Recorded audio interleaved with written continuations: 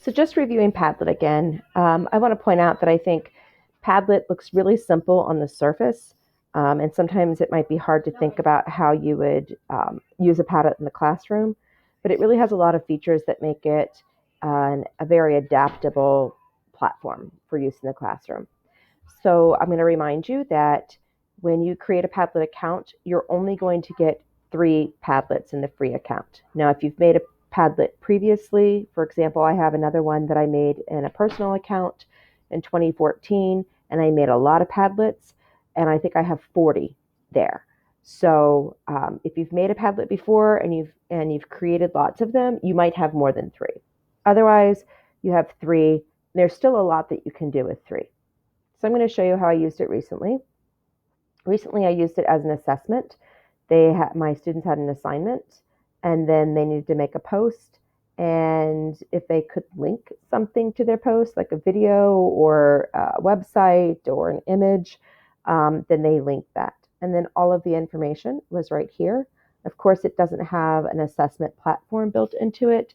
The thing I liked about it, using it for this assessment, is that it's collaborative and they're publishing their work so their peers can see it.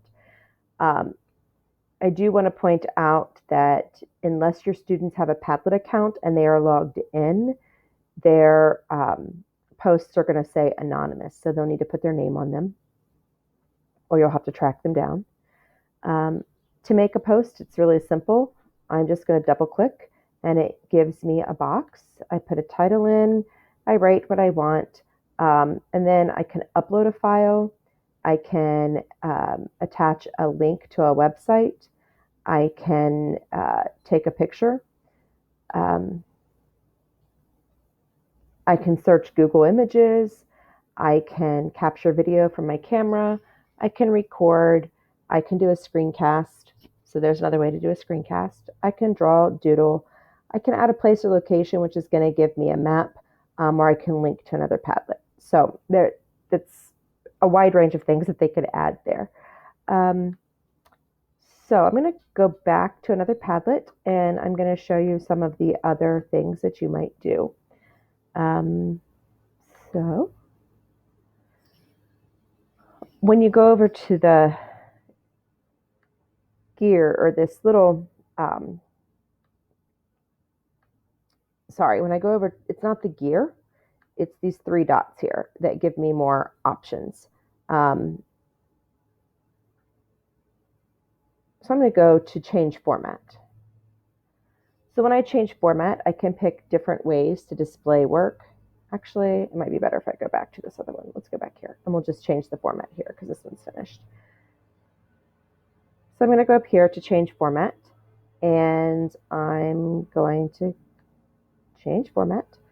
I could have all of their entries come up in a wall, which is going to look like this. Maybe. Like that. I could have all of their entries.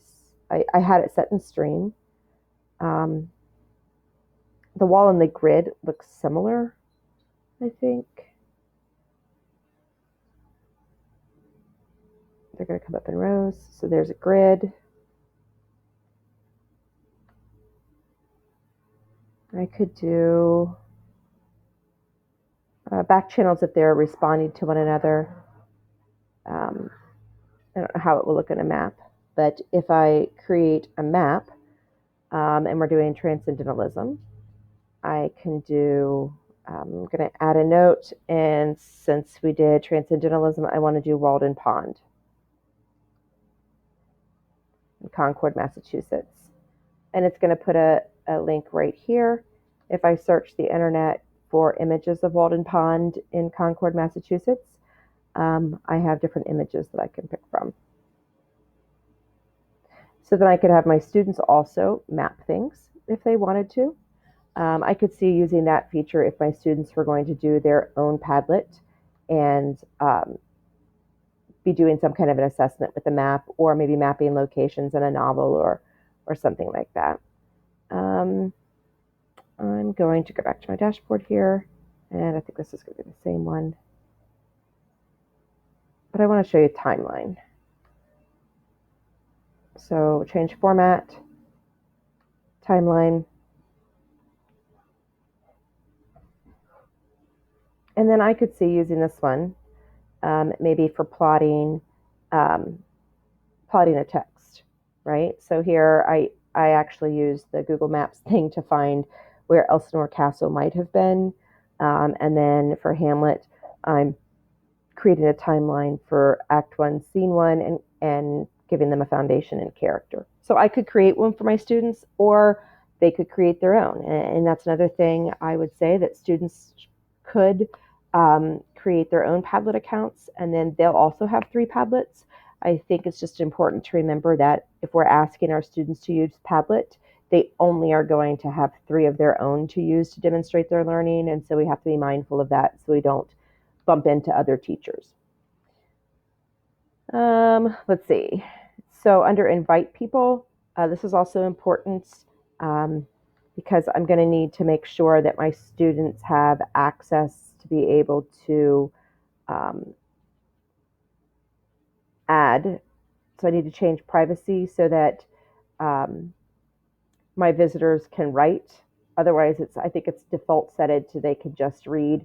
If they can write, they can add their own. If they can edit, then they can approve others' posts and edit others' posts. I don't want them to be able to do that. I just want them to be able to write.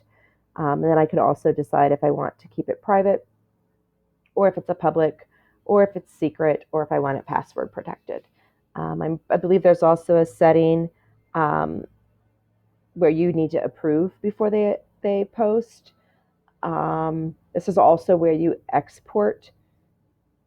So if I wanted to save this as a PDF, I'm going to download it as a PDF. It's going to create a file for me to save in my documents. And then once I do this and save it, let's see what it looks like. Yep, it records. It doesn't quite look like the timeline does, but it's a nice download of the information that was there. And then I can save that, and then I can reuse that Padlet. So I hope that's helpful in helping you think about possibilities for using Padlet with your students. Again, I think it takes some creativity and thoughtfulness, but there's lots of ways that we might be able to use this tool.